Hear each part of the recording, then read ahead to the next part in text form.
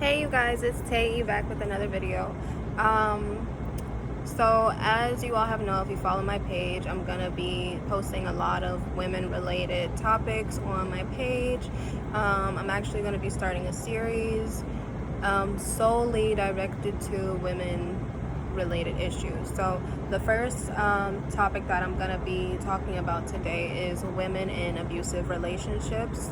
Now, by the way, I am close to an airport, so if you guys hear a plane taking off or somewhere nearby, it's because I am close to an airport. So when the plane is going by, because I've noticed that they're going by pretty frequently, but when the plane is going by, I'll actually pause what I'm saying so that y'all could get everything that I'm saying. So as we know, abuse can be physical, verbal, mental, or emotional. Okay, physical, is actually somebody putting their hands on you. Verbal would be putting you down with words, making you feel worthless with words. Emotional abuse is being emotionally unavailable, and all that can affect your mental. So all that really pretty much ties in together with mental and emotional abuse. So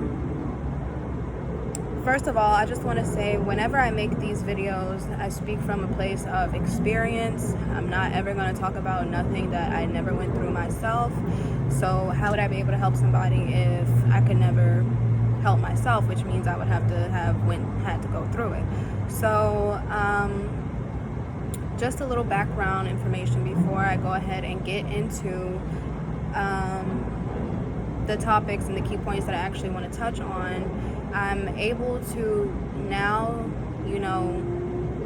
put out there really that I have been in abusive relationships.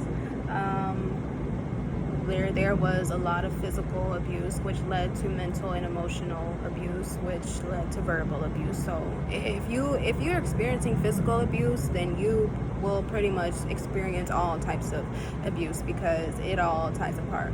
Some people can experience abuse that's not ever physical, but it's still abuse.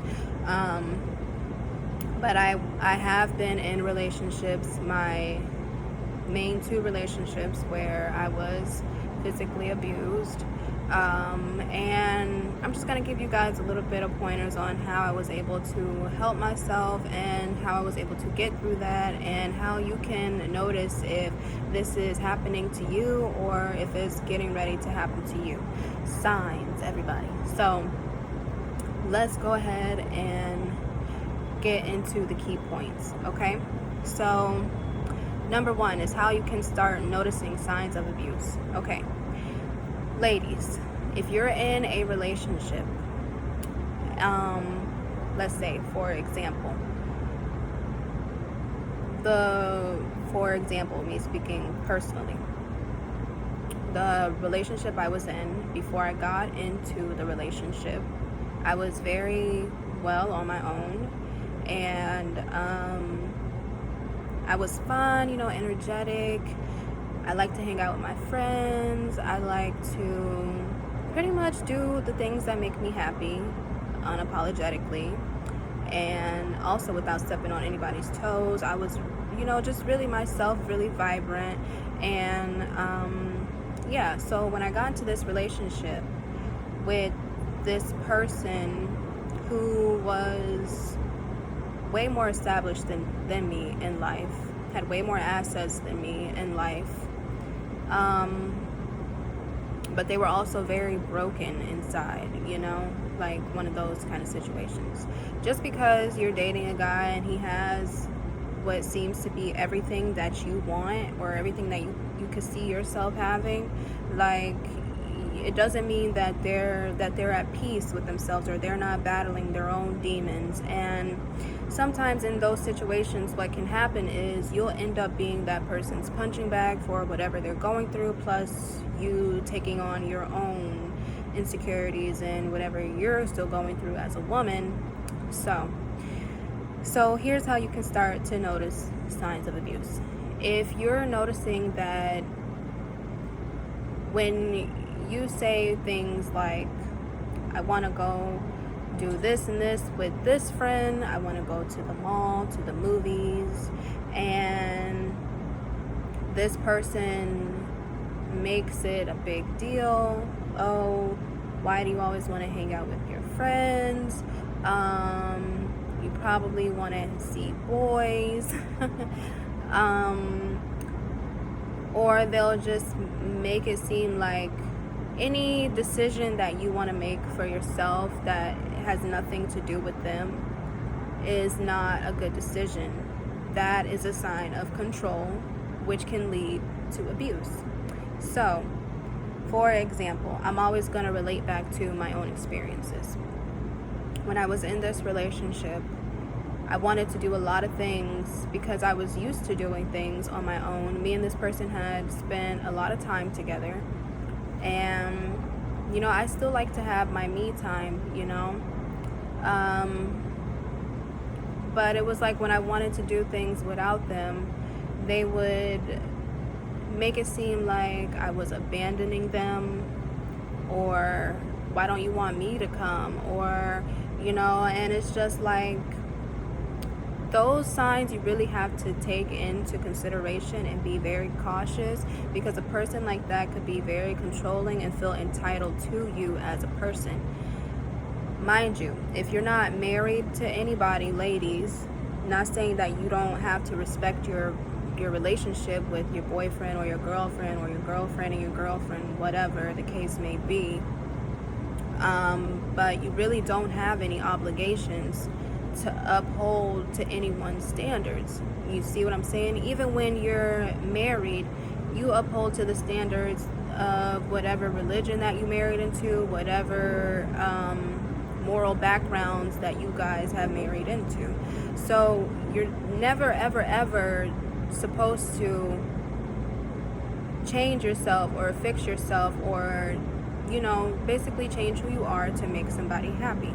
So if you start noticing that the things that you want to do are being altered because the person does not agree, they're always causing conflict or seeing problems and issues with things that you want to do by yourself, that is a sign of control, which can lead to abuse. Another red flag would be if this person, say you guys get into arguments, and this person does not know how to control their words, there is a chance that could lead to physical abuse. Someone not knowing how to control their words could say anything out of their mouth to make you feel worthless. Those things, especially as a woman, if you're in love with somebody, you tend to forgive a lot, Well, anyway, that's the type of woman that I am. So if you're that type of woman, then you can relate. You tend to forgive a lot of wrongdoings and wrong sayings against you. So if they definitely call you out of your name whenever they get upset, that's definitely verbal abuse. If they tell you things like comparing you to other women to make you feel like you're not better than other women, that's emotional abuse, verbal abuse, mental abuse. Okay? If you're finding that this person is always losing their temper and apologizing, that is also a form of control and abuse. They feel like, okay, I can say whatever I want as long as I apologize to this person or this woman, I'll be accepted again. Okay? So we have to really look at all the red flags. Another sign of abuse, if that person doesn't see the value in respecting your parents, yes, it's important, okay? Because especially if you're a young woman, okay? I'm 24 years old, so especially if you're a young woman, you want to really listen to, if you have your parents, actively in your life, that's a blessing. If you don't, and you have like friends who are like motherly figures to you, because some women don't have moms or dads, and that's really why a lot of the time abuse happens, but we'll get into that. That's another topic. So yeah, they'll gravitate to women who they feel is like a motherly figure. You know, I've been that role for a few of my friends, where I just have like this motherly quality about me. So they'll gravitate to women who are like motherly. If you're finding that when you're getting advice from these women, these motherly figures, I'm going to say motherly figures because a lot of the times abusive partners will not get along with your mother. They won't get along with any other woman in your life who's telling you, hey, you need to like check that, you know, like, I don't know, but he's acting kind of cray. Or they'll tell you like, I don't want this person in our business because they don't want to be painted out to be a monster, you know? Okay, so then again, it's all about controlling the whole situation. So if you're not telling anybody this and that about what's going on in the relationship, they'll never look like a bad person. You see what I'm saying? So they won't get along with your mothers, your sisters, your girlfriends, and then they'll cause friction between those relationships. Okay, that's another sign of abuse approaching. Okay, or that you're in a relationship that is prone to abuse. So I'm gonna go to the next key point, which is why accepting abuse is not okay. All right, so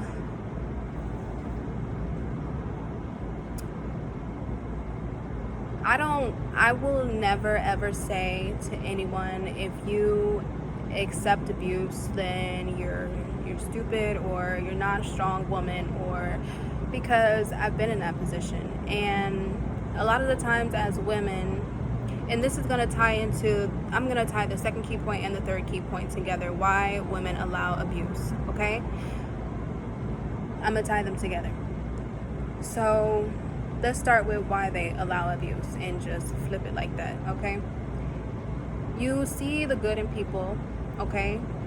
If you're a woman who this plays a big role, you didn't have an active father in your life, I didn't, then you really don't know what it's like to really see a man who is all around a good man for you.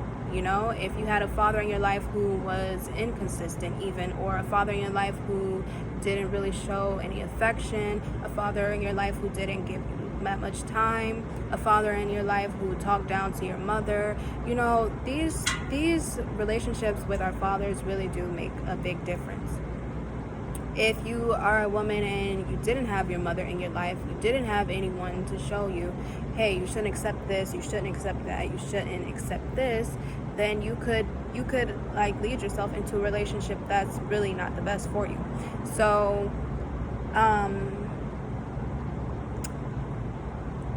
reasons why women may accept abuse is because we are forgiving creatures. We are, no matter what type of woman you are, we all have a fragile sense about us. We're made this way, okay? We all have that sense that we can make things better, we can nurture, we can care for, we can fix, okay?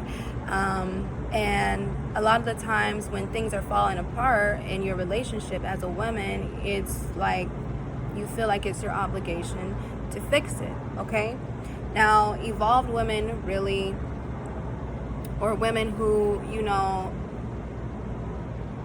don't really put up with these types of things, I would say are evolved because they are at a point where they can see through the bullshit, or they had people in their life who were very supportive, letting them know this is not okay. So don't ever compare yourself to a woman who wouldn't tolerate this type of abuse. Every woman probably goes through situations where either they noticed somebody was like going cray and they just dipped out immediately, and kudos to those women. But if you're not one of those women and you stick around and you forgive, and it's because, you know, you want that person to love, you're comfortable with the person that you're with, you're accepting of the person that you're with, and you're accepting of toxicity, and rude behavior because it's probably all that you know, okay? You probably were always in rowdy environments growing up.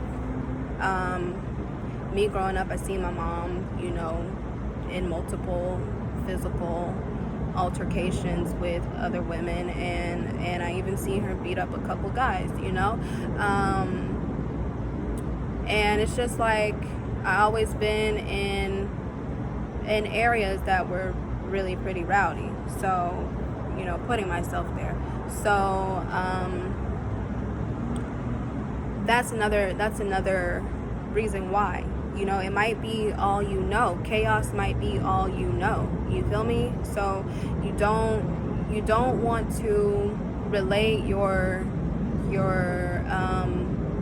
chaos to somebody else's wrongdoings, okay? So because someone else is fucking up doesn't mean that you have to accept that. The reason why it's not okay is because it actually starts to take a toll on you. Now your problems become their problems. They're really pushing their insecurities onto you. Like I said, you start to become a punching bag. Sometimes it doesn't even have anything to do with you as a woman or what you're doing. They probably have had relationships where they've been bruised and they're just, you know, trying so hard to make sure that you're not going to do the same thing, or they never knew how to treat women, or they probably didn't even have an active mother in their life to show him, son, this is how you treat a woman. And so you get all that taken out on you, plus the weight that you're carrying, and then it becomes like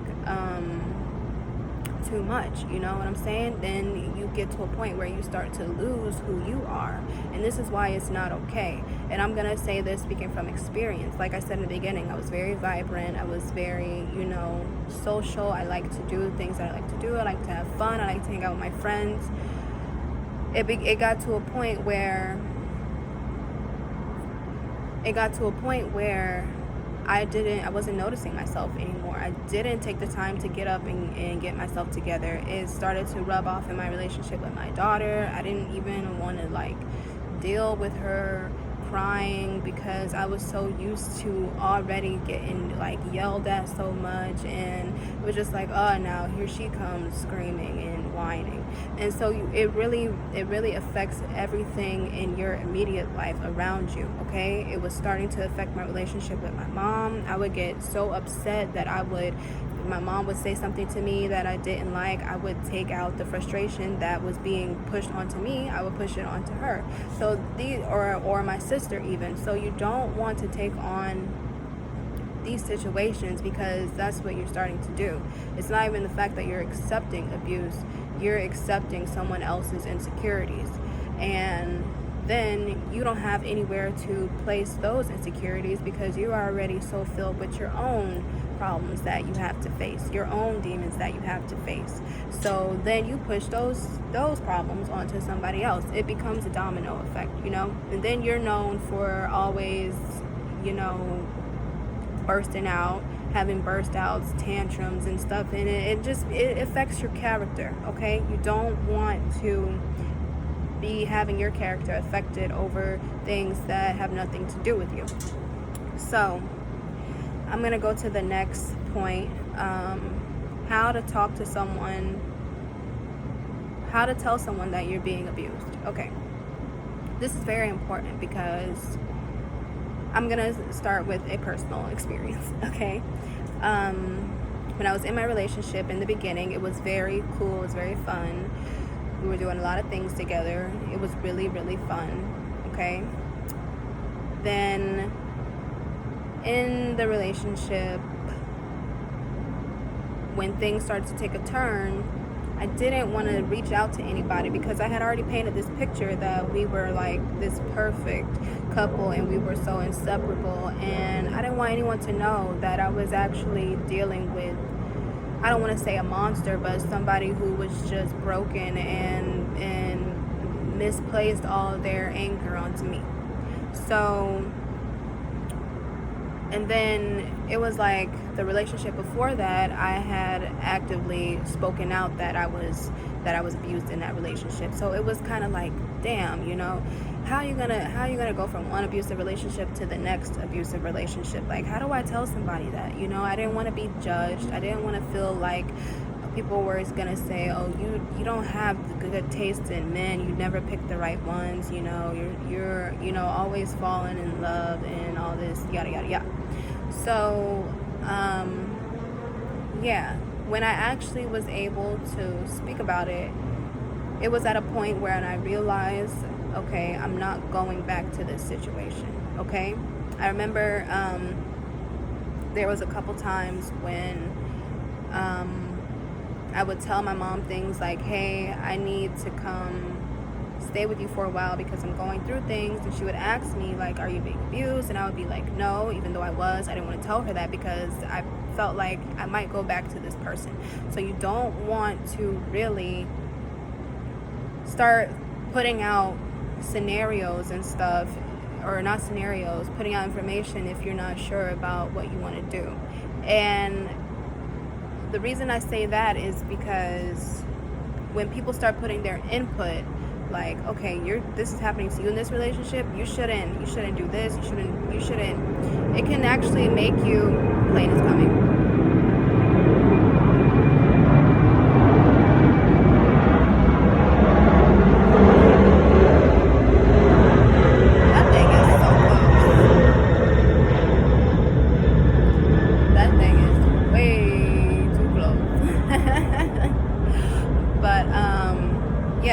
So people start putting their inputs, and then that can cause more abuse because now you're in a situation where you're telling your partner, you're taking advice from this person, that person, and they could get even more upset with you.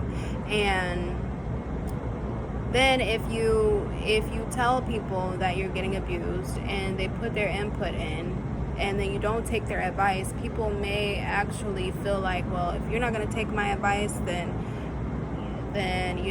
why do I even need to give it to you? Like, she'll learn when she is in the hospital, or so that could cause people to judge you more, which could cause you to feel more mental pain, and it's just like, to me, it's not worth it. So if you have to really sit down with yourself before you have this conversation with anybody. You have to really sit down with yourself, and you have to say, am I ready to not allow this to happen to me anymore? Your answer should be no to yourself.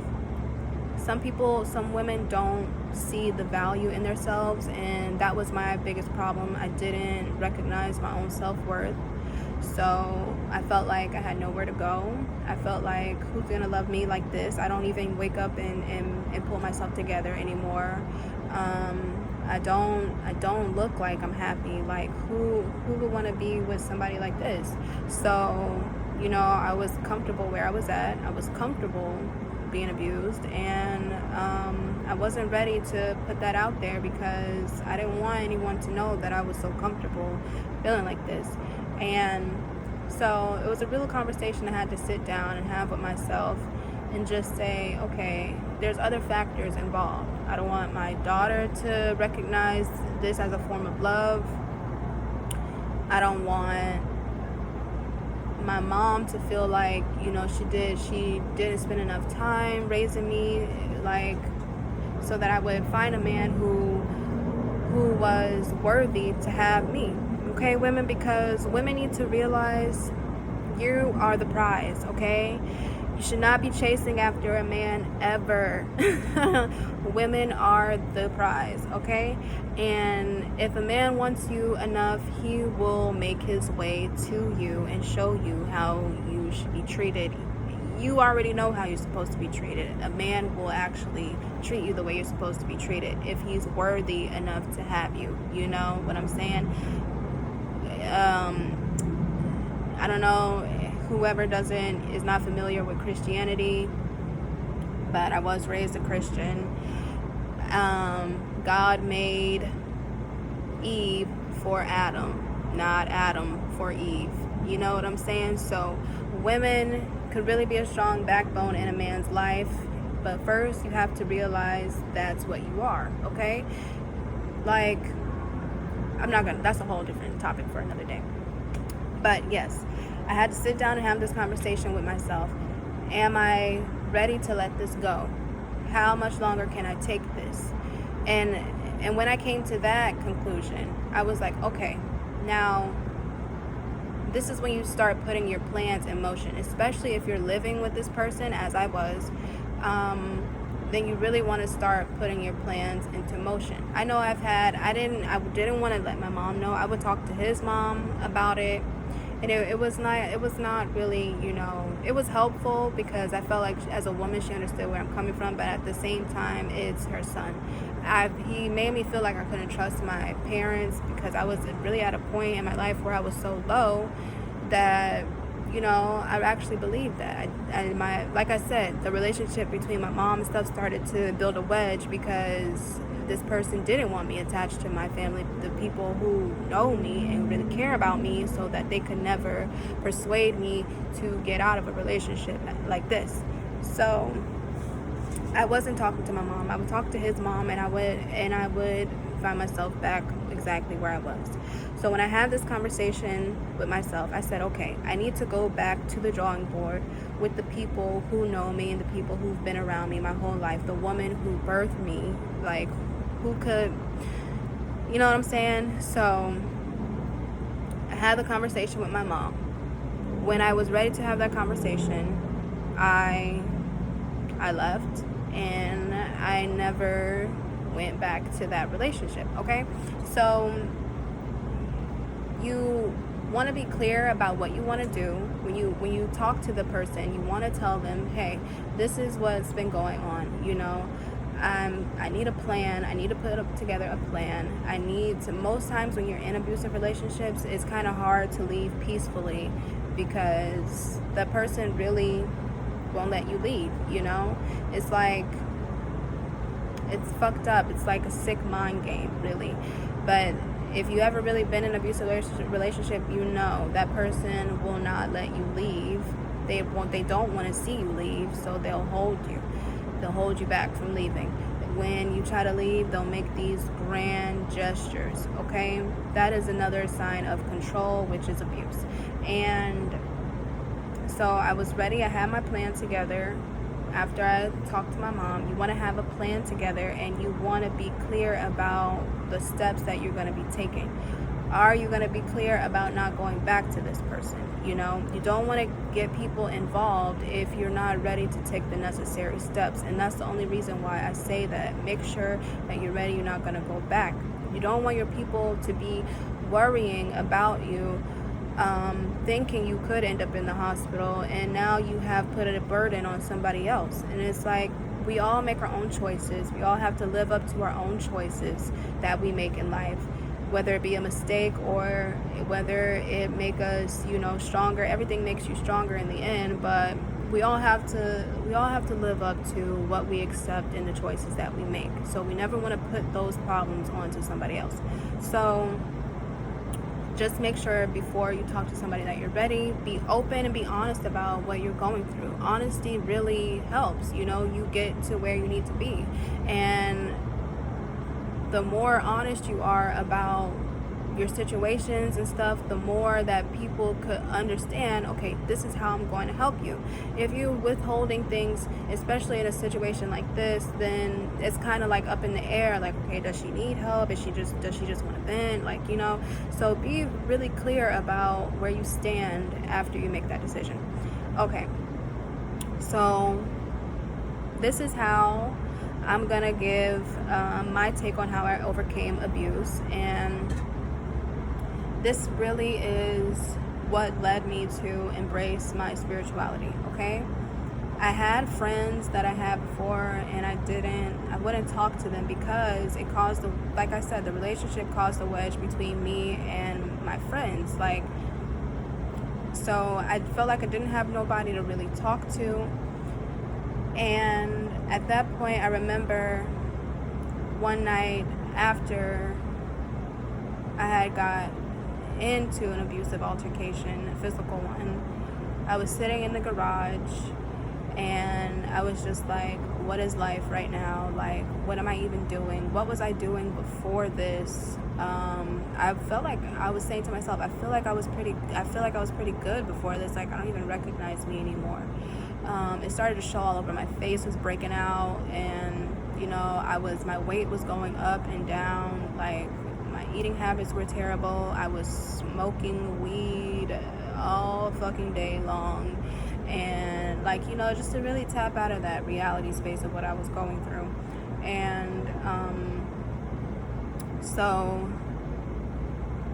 one day I just sat down and I was like, okay, I don't have anyone to talk to. Let me pray, just straight up. Let me just pray. So I prayed, and I prayed so hard that I was like boo-hoo crying, and it was such a relief, After that, I felt really empowered. Like, okay, if this person is bothering me, I don't even have to tell them anymore that they're upsetting me. I don't have to tell anybody. I could just talk to God or whoever you believe in, I prayed. After that day, I started praying, and then once I realized how the praying was making me feel, I started to tap in, like, okay, let me see what else is this about. I started looking up ways how I could repair my mental health, how I could repair depression, because it led me to be very depressed, how I could relieve myself from depression and anxiety, and I found meditation through that way. Okay, once I started meditating, I started to unlock a lot of spiritual layers about myself, and from there it was just kind of like, when you tap into your spirituality, it's hard for you to accept the things that you can no longer ignore.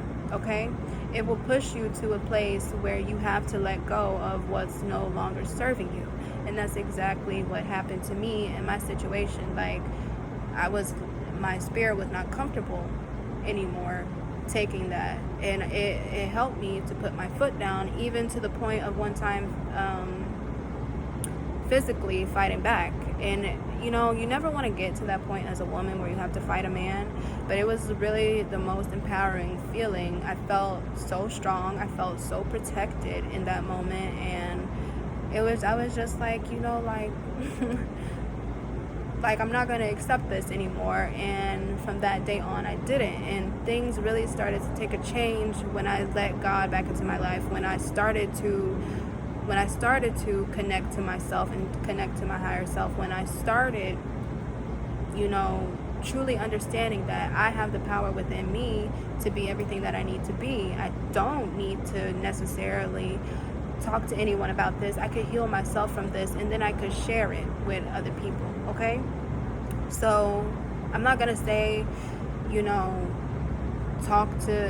pray about it. Like, I'm suggesting that's a good thing that you can do, but actually take the time to discover yourself, to find out who you are, will really help you understand why you are accepting this form of behavior placed upon you.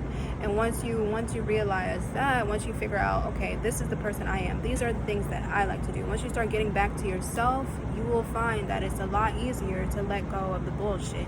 You feel me? So it's just like one of those things where you just really got to figure out who you are. As a woman, I would say the main reason, like I was saying before, that we allow abuse is because we don't know who we are. You don't know who you are. You don't know how much power you hold. Like, as a human being, just as a woman, are so powerful. And a lot of women don't recognize that. And that's why I really appreciate all women, because, like, I see it in women every day. Like, they're so freaking amazing. Like, women can really do so much. And I've even had friends who've been in these relationships, and while I'm going through the abuse too, and noticing that we're just trauma bonding, how are we lifting each other up? If a woman is being abused, you don't want to ever talk down on her. You always want to put yourself in a place to lift her up and give her encouragement, okay? You never want to say, girl, you need to leave, and you know, like, just make her feel like she's not doing something right, because that can make somebody stay in a situation where they don't need to be. And it's really all about learning and just knowing the things that you will accept and the things that you won't accept. And you really got to understand that part about yourself before you could even say, hey, I'm gonna make a commitment to myself to love this person, you know, unconditionally. Make sure that you love yourself first unconditionally, and you can avoid all that, you know. So that's all I really want to say. A lot of this, you know, I'm just speaking from the dome. I don't really pinpoint a lot of things because I speak freely from my heart. So I hope any woman out there could take something from this. You know, I appreciate y'all listening to my video, and I'll be back again next week with another topic. And that's all, you guys. Love, peace, and love to everybody.